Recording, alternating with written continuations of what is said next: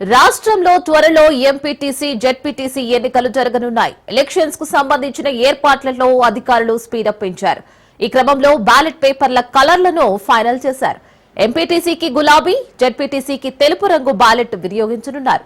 దీనిపై ఇప్పటికే జిల్లా అధికారులను ఆదేశాలు అందాయి. ఎన్నికల నిర్వహణకు అధికారులు ఏర్పాట్లు చేస్తున్నారు. పోలింగ్ సిబ్బందిని నియమిస్తున్నారు. పోలింగ్, బ్యాలెట్ పేపర్, బ్యాలెట్ బాక్సులు, స్టేషనరీ తదితర వాటినన్నింటినీ మరోసారి సరిచూసుకుని సిద్ధంగా ఉండాలని ఎన్నికల సంఘం ఆదేశాలు జారీ చేసింది.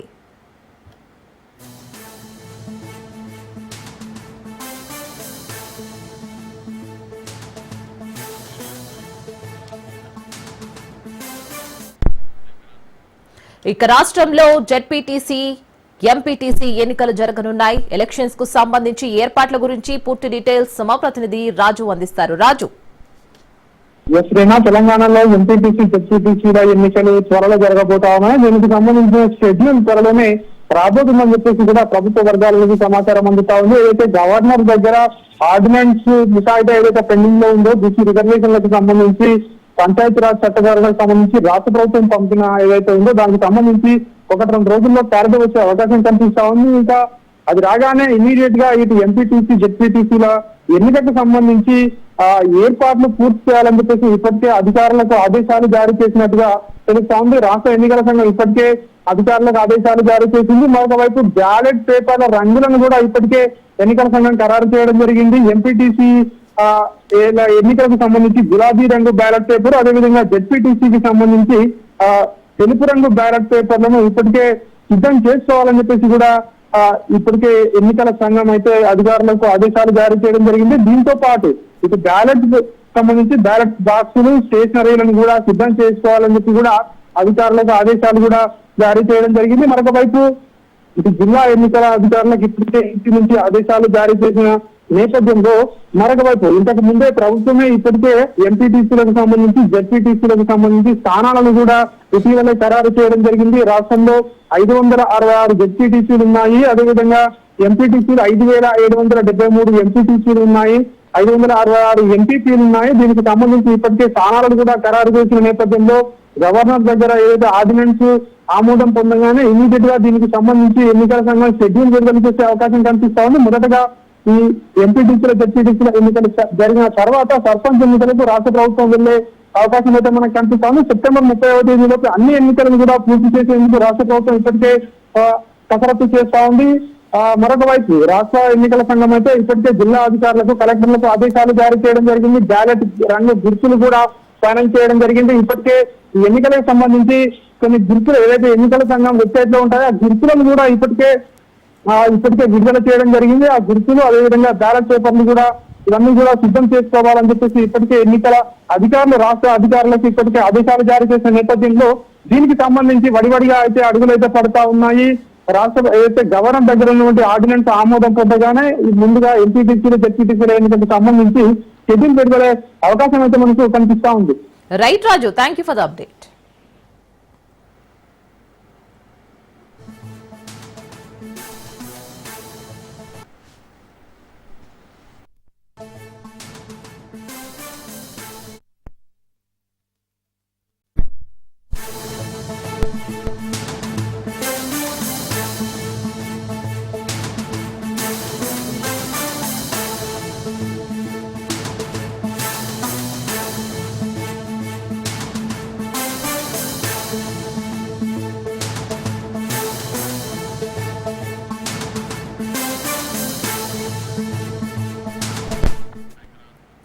రుతుపవనాల ప్రభావంతో గత వారం రోజులుగా తెలంగాణ రాష్ట్రంలోని వివిధ జిల్లాల్లో మోస్తారు నుంచి భారీ వర్షాలు కురుస్తున్నాయి.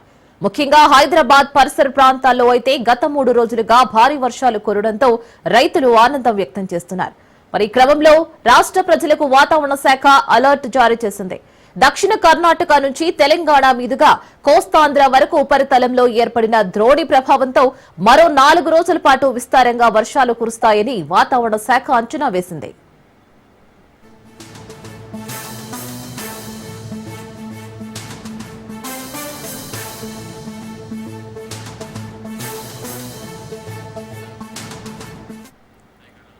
అలాగే రేపు ఎల్లుండి 2 రోజుల పాటు భారీ నుంచి అతి భారీ వర్షాలు కురిసే అవకాశం ఉన్నట్లు హైదరాబాద్ వాతావరణ శాఖ తెలిపింది. దీంతో రాష్ట్రంలోని 12 జిల్లాలకు వాతావరణ శాఖ యెల్లో అలర్ట్ జారీ చేసింది. అందులో ఆదిలాబాద్, కొమరం భీం, ఆసిఫాబాద్, మంచిర్యాల, కరీంనగర్, పెద్దపల్లి, భూపాలపల్లి, మహబూబాబాద్, వరంగల్, హన్మకొండ, మెదక్, కామారెడ్డి, నాగర్ కర్నూల్, నిర్మల్, నిజామాబాద్, జగిత్యాల, సిరిసిల్ల జిల్లాలు ఉన్నాయి. ఈ జిల్లాలో 2 రోజుల పాటు భారీ నుంచి అతి భారీ వర్షాలు కురుస్తాయని, ఆ తర్వాత 2 రోజులు మోస్తారు నుంచి భారీ వర్షం కురిసే అవకాశం ఉందని వాతావరణ శాఖ అంచనా వేసింది.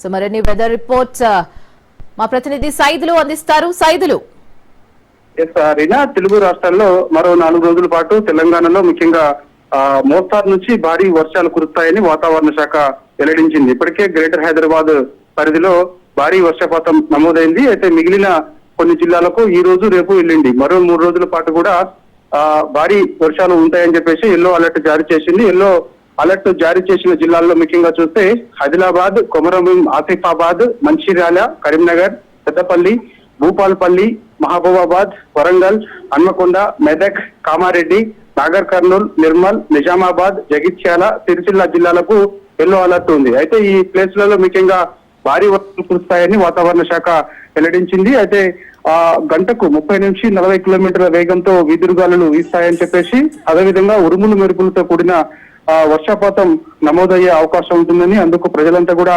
అప్రమత్తంగా ఉండాలని చెప్పేసి కూడా హెచ్చరిక జారీ చేసింది. అయితే ముఖ్యంగా ఇక హైదరాబాద్ పరిధిలో సాయంత్రం వేళలో కురుస్తున్న వర్షాలకు సంబంధించి ఎప్పటికప్పుడు ఎస్డీఆర్ఎఫ్, అదేవిధంగా ట్రాఫిక్, అదేవిధంగా జిహెచ్ఎంసీ అధికారులు సమన్వయంతో ట్రాఫిక్ సమస్య లేకుండా ఉండాలని చెప్పేసి కూడా ఇప్పటికే హైదరాబాద్ ఇన్ఛార్జి మంత్రి పొన్నం ప్రభాకర్ అధికారులతోటి సమావేశం ఏర్పాటు చేశారు. సమన్వయంతో ఎటువంటి ఇబ్బందులు తలెత్తకుండా చూడాలని చెప్పేసి, ఎందుకంటే మొన్న కురిసిన వర్షానికి భారీ వర్షపాతం హైదరాబాద్ లో నమోదైనప్పుడు ట్రాఫిక్ సమస్య పెద్ద ఎత్తున ఇబ్బంది తలెత్తింది కాబట్టి, సో అలాంటి సమస్య మరోసారి ఉండకుండా ఉండాలని కూడా జాగ్రత్త పడాలని చెప్పేసి కూడా అధికారులకు సూచించారు. ఇక మిగిలిన జిల్లాలకు సంబంధించి కొంత ఆరెంజ్ అలర్ట్ కూడా జారీ చేయడం జరిగింది. అయితే ఖమ్మం, నల్గొండ, సూర్యాపేట, ఈ మహబూబ్ నగర్ ఈ ప్రాంతాలలో కొంత మోస్తారు వర్షాలు నమోదయ్యే అవకాశం ఉంటుందని చెప్పేసి కూడా వాతావరణ శాఖ వెల్లడించింది. అయితే ఇప్పటికే పైన మహారాష్ట్ర పరిధిలో కురుస్తున్న భారీ వర్షాలకు ఇప్పటికే శ్రీశైలం డ్యామ్ పూర్తిగా నిండిపోయింది. నాగార్జున సాగర్ 590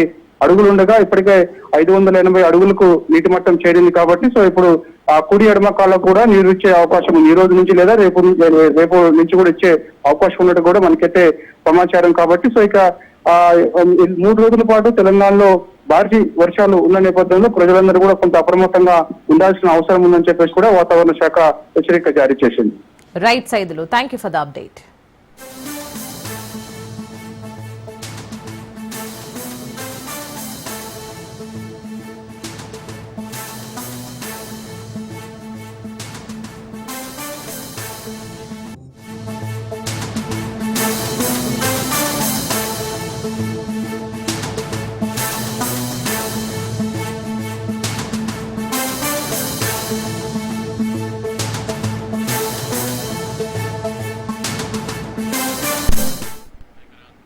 ఉమ్మడి ఆదిలాబాద్ జిల్లా బంద్ కొనసాగుతోంది. ఆదివాసీ సంఘాలు బంద్ కు పిలుపునిచ్చాయి. జీవో నెంబర్ 49 ను రద్దు చేయాలని డిమాండ్ చేస్తున్నాయి. దీంతో ఆదిలాబాద్ కు బంద్ కు పిలుపునిచ్చింది. ఆదిలాబాద్ ఆర్టీసీ డిపో ఎదుట ఆర్టీసీ సంఘాలు ధర్నాకు దిగాయి. దీంతో డిపోలోనే ఆర్టీసీ బస్సులు నిలిచిపోయాయి. జై ఆదివాసీ నినాదాలతో హోరెత్తించారు. ప్రభుత్వం వెంటనే జీవో నెంబర్ 49ను రద్దు చేయాలని నాయకులు డిమాండ్ చేశారు.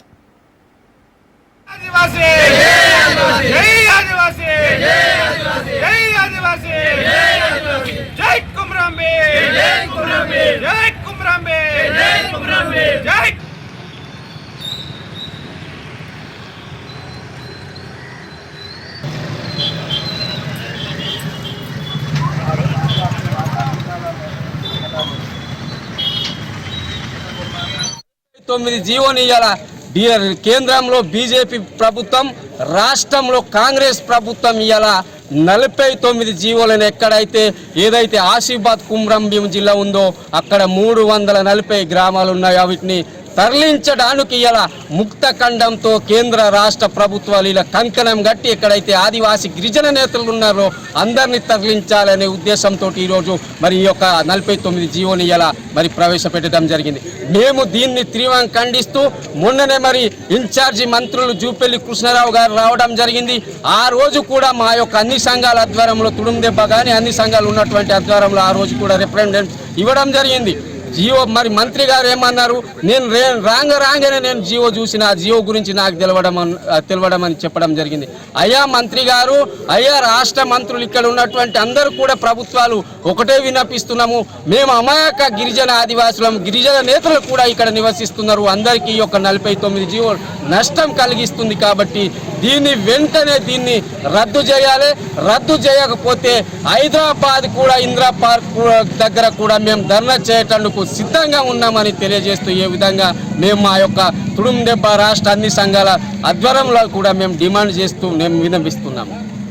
కేంద్ర రాష్ట్ర ప్రభుత్వాలు 49 జీవోని తీసుకొచ్చి వాళ్ళ పులిల రక్షణ కోసం ఆదివాసులను చంపే ప్రయత్నం చేస్తున్నారు. పులిలను మహారాష్ట్ర నుంచి ఇక్కడ తరలిస్తూ మీకు 339 గ్రామాలను ఖాళీ చేసే ప్రయత్నంలో భాగంగానే 49 జీవోని తీసుకొచ్చారు. ఇప్పటికైనా మేము గతంలోనే రాష్ట్ర ఇన్ఛార్జ్ మంత్రి వర్యులు కూడా చెప్పడం జరిగింది, సార్ మాకు ఈ జీవో వద్దు, మాకు ఈ జీవోని రద్దు చేయండి అంటే ఆ రోజు వినలేకపోవడంతో ఆదివాసీ సంఘాలన్నీ కూడా నిరసన వ్యక్తం చేస్తూ ఉద్యమం గతంలో కూడా ధర్నాలు శాంతియుత దీక్షలు చేపట్టినప్పటికీ కూడా ప్రభుత్వం మాత్రం మమ్మల్ని పట్టించుకోవడం లేదు. కాబట్టి వెంటనే ఏదైతే 49 జీవో ఉన్నదో దానికి రద్దు చేసేంత వరకు మేము పోరాడతాం, ఇంకా ఉద్యమాన్ని ఉధృతం చేస్తామని సందర్భంగా మేము తెలియజేస్తున్నాం.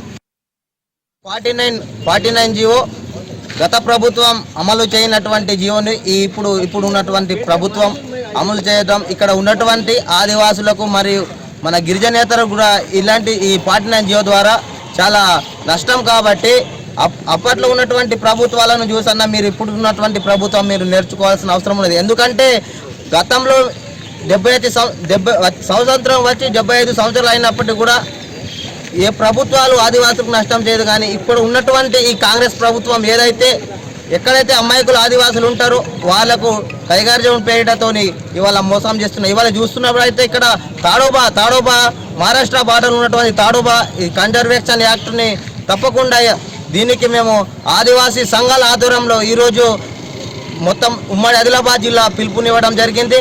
తప్పకుండా ఇక్కడ ఉన్నటువంటి వ్యాపారస్తులు మరి పోలీస్ శాఖ సిబ్బంది అందరూ సహకరించారు. వారికి కూడా మా సంఘాల తరఫున వాళ్ళకు కూడా మేము ధన్యవాదాలు తెలియజేస్తున్నాం.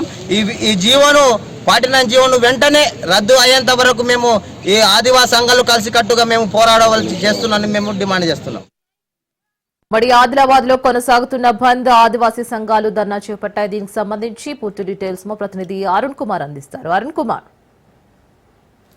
49 జీవోను రద్దు చేయాలని డిమాండ్ చేసి కూడా ఆదివాసీ సంఘాలు మొదలుపెట్టిన బంద్ అయితే ఉమ్మడి ఆదిలాబాద్ జిల్లా వ్యాప్తంగా కూడా ప్రశాంతంగా కొనసాగుతా ఉన్నది. ఆదివాసీ సంఘాల నాయకులు ఉదయం 5 గంటల నుంచే కూడా ఇటు మంచిర్యాల అదే విధంగా కూడా కొమరంభీం వాస్తవాబాద్ జిల్లాల బస్సు డిపోల ముందు కూడా ఆందోళన చేపట్టింది. బస్సులు బయటికి వెళ్లకుండా కూడా ఏదైతే ఆందోళన చేపట్టి ధర్నా చేసినటువంటి పరిస్థితి కొనసాగుతుంది. మొత్తం కూడా ఏదైతే 49 జీవో ద్వారా కూడా అడవులపై ఆధారపడ్డటువంటి ఆదివాసులను దూరం చేయడానికి, తమ జీవనాధారాన్ని లేకుండా చేయడానికి కూడా ప్రభుత్వాలు కక్ష కట్టినాయని చెప్పి ఆదివాసీ సంఘాల నాయకులు అయితే ఆరోపిస్తున్నారు. ఇప్పటికే కూడా టైగర్ రిజర్వ్ పేరుతో కూడా 49 జీవోను తీసుకొచ్చి కూడా తమకు ఆధారం లేకుండా అడవిపై జీవించేటువంటి ఆదివాసులను వెళ్ళగొట్టేటువంటి ప్రయత్నం చేస్తా ఉన్నారని ఆదివాసీ సంఘాల నాయకులు అయితే తెలుస్తారు. ముఖ్యంగా కూడా మొత్తం ఆదివాసీ సంఘాల నాయకులు తలపెట్టిన బంద్కు అయితే కూడా మొత్తం ఉమ్మడి ఆదిలాబాద్ జిల్లా వ్యాప్తంగా కూడా చాలా ఏదైతే వ్యాపారులు స్వచ్ఛందంగా కూడా బంద్లో పాల్గొంటా ఉన్నారు. ముఖ్యంగా కూడా ఎటువంటి అవాంఛనీయ ఘటనలు జరగకుండా కూడా ఇటు మంచిర్యాల కావచ్చు, కొమరంభీం వాస్తవాబాద్ జిల్లాలో ఏజెన్సీ ప్రాంతాల్లో ముఖ్యంగా కూడా పోలీసులు అయితే భారీ బందోబస్తు ఏర్పాటు చేసి కూడా పర్యవేక్షణ చేస్తా ఉన్నారు. ఏమైనప్పటికీ కూడా మొత్తం కూడా ఉమ్మడి ఆదిలాబాద్ జిల్లా వ్యాప్తంగా కూడా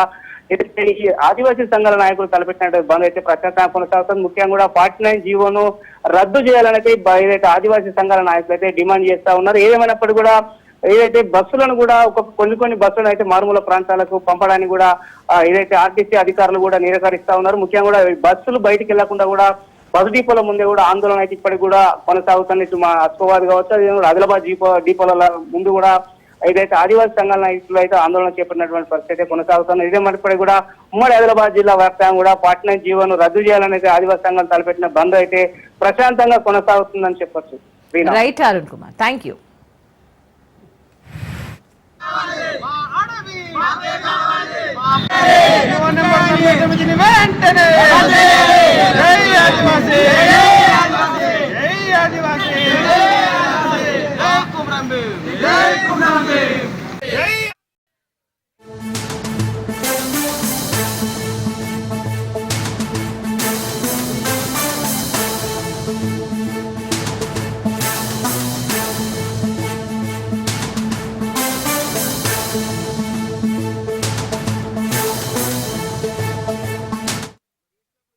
కృష్ణా జిల్లా ఉయ్యూరులో జీఎస్టీ అధికారులు రైడ్స్ చేశారు.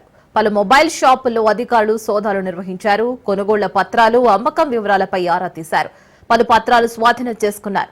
షాపులలో ఉన్న సరుకు బిల్లులు ఉన్నాయా లేదా, బిల్స్ తో అమ్ముతున్నారా లేదా అనే దానిపై విచారణ చేస్తున్నట్లు Vijayawada circle deputy assistant commissioner GST అధికారి కిరణ్ కుమార్ తెలిపారు. స్టాఫ్ అని చెబుతున్నారు, ఏ స్టాఫ్ చెప్పచ్చు మరి?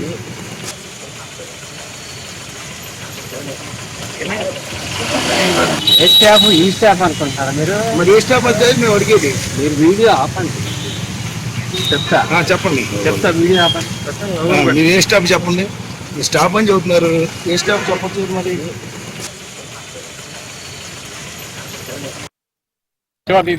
ఇన్స్పెక్షన్స్ కి ఆథరైజేషన్ వచ్చింది, పలానా చోట పలానా ఇన్స్పెక్షన్ కి ఆథరైజ్ చేయమన్నారు. అదే బుక్స్ ఇన్స్పెక్ట్ చేసి స్టాక్ తీసుకొని అక్కడ మీకు దొరికిన మెటీరియల్ తీసుకొని రండి, ఫర్దర్ గా ఆఫీసులో వెరిఫై చేస్తా ఉన్నాం. ఇక్కడ దొరికి తీసుకెళ్తాం. కిరణ్ కుమార్, డిఓఏసి డిప్యూటేషన్. ఏమో అదే మాకు తెలియదు, మాకైతే ఆథరైజేషన్ వచ్చింది, మేము మా పై ఆఫీసర్లు చెప్పారు, మేము వచ్చాము. బుక్స్ మెయింటైన్ చేస్తున్నారా లేదా, వాళ్ళు ఏమైనా ఇన్వాయిస్ ఇస్తున్నారా లేదా, స్టాక్ వాళ్ళ బిల్స్ తరబడి స్టాక్ ఉందా లేదా అని వెరిఫై చేశాం. ఓకే, సాధారణంగా జిఎస్టీ తనిఖీలు అంటే ముందస్తుగా మీరు ఇస్తారు కదా నోటీసులు, ఏం లేవండి? అంటే ఒక్క షాపే చేశారు, మిగతా షాప్ దీనికి ఆథరైజేషన్ వచ్చింది, ఇదే చేశాను. సార్ మచిలీపట్నం సార్, నేను Vijayawada Kanaluru sir. AP liquor scam కేసులో సిట్ అధికారులు దర్యాప్తు ముమ్మరం చేశారు. మిథున్ రెడ్డిని సిట్ అధికారులు కస్టడీకి కోరనున్నారు. ఇవాళ ఏసీబీ కోర్టులో పిటిషన్ దాఖలు చేయనున్నారు. 5 రోజుల కస్టడీకి ఇవ్వాలని కోర్టులో పిల్ వేయనున్నారు. లిక్కర్ స్కామ్ లో A4 గా మిథున్ రెడ్డి నిన్న రిమాండ్ విధించగా రాజమండ్రి జైల్లో ఉన్నారు.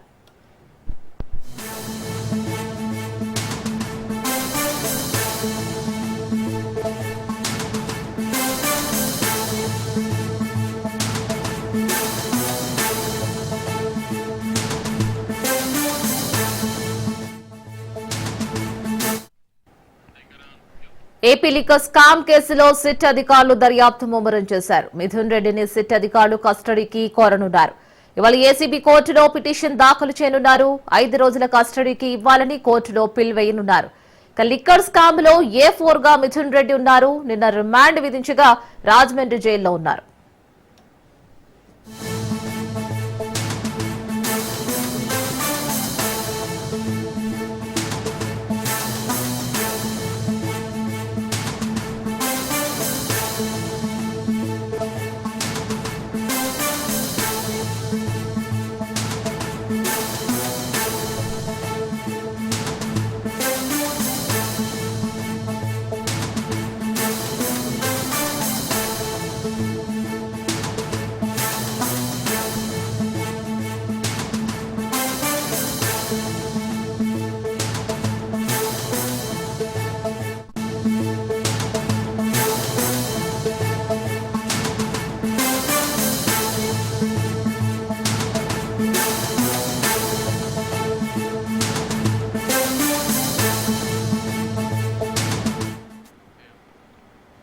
పార్లమెంట్ వర్షాకాల సమావేశాలకు అంతా రెడీ అయింది. కాసేపట్లో ప్రధాని మోదీ ప్రసంగించనున్నారు.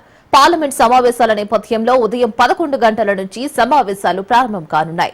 పహల్గామ్ ఉగ్రదాడి, ఆపరేషన్ సింధూర్ తర్వాత తొలి సెషన్ జరుగుతోంది. 12 బిల్లులకు ఆమోద ముద్ర కోసం కేంద్రం ప్రయత్నం చేస్తోంది. కొత్తగా 8 బిల్లులు ప్రవేశపెట్టనుంది.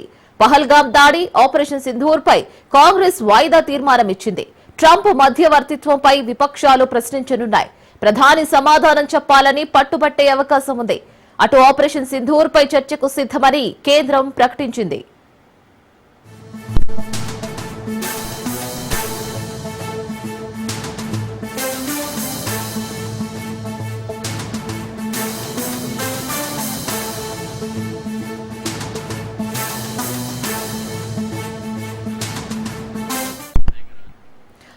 ఆగస్టు 21 వరకు జరగనున్న ఈ సమావేశాల్లో మొత్తం 21 రోజుల పాటు ఉభయ సభలు కొనసాగనున్నాయి.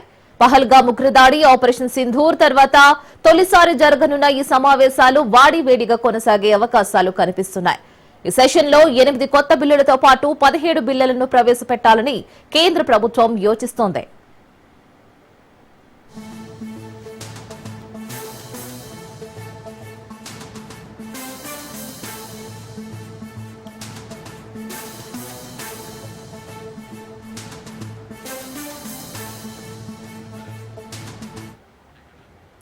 National sports governance bill, geo heritage sites geo relics bill, mines and minerals సవరణ bill, national anti doping bill, Manipur వస్తు సేవల పన్ను బిల్లు, ఇతర బిల్లులను ఉభయ సభల ముందుకు తెచ్చేందుకు సిద్దమైంది. వీటితో పాటు ఇన్క్వాన్స్ 2025 బిల్లును కూడా కేంద్రం ప్రవేశపెట్టే అవకాశాలు ఉన్నాయని పార్లమెంటు వర్గాలు చెబుతున్నాయి. అవినీతి ఆరోపణలు ఎదుర్కొంటున్న అలహాబాద్ హైకోర్టు సిట్టింగ్ న్యాయమూర్తి జస్టిస్ జశ్వంత్ వర్మను అభిశంసించే తీర్మానం కూడా ఈ సమావేశాల్లో పార్లమెంటు ముందుకు రానుంది.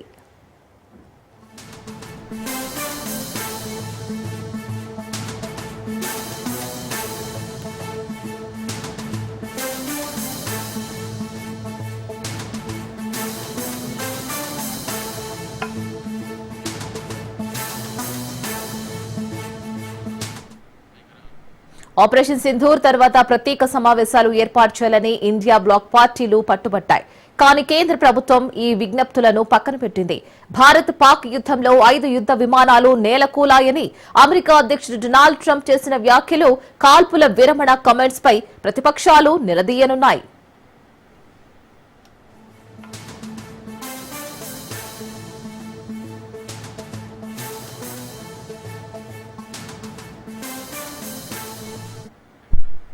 పహల్గామ్ ఉగ్రదాడి, ఆపరేషన్ సింధూర్, బీహార్లో ఓట్ల జాబితా ప్రత్యేక సమగ్ర సవరణ, జమ్మూ కాశ్మీర్ రాష్ట్ర హోదా పునరుద్దరణ అంశాలపై ప్రతిపక్షాలు చర్చలకు పట్టుపట్టే అవకాశాలు స్పష్టంగా కనిపిస్తున్నాయి. వీటితో పాటు మహిళలపై దాడులు, నిరుద్యోగం, ధరల పెరుగుదల, వ్యవసాయ సంక్షోభం, అహ్మదాబాద్ ఎయిర్ ఇండియా విమానం కూలిపోయిన ఘటన లాంటి అంశాలపై కేంద్రాన్ని నిలదీసేందుకు ఇండియా కూటమి, ఇతర పార్టీలు సిద్దమయ్యాయి.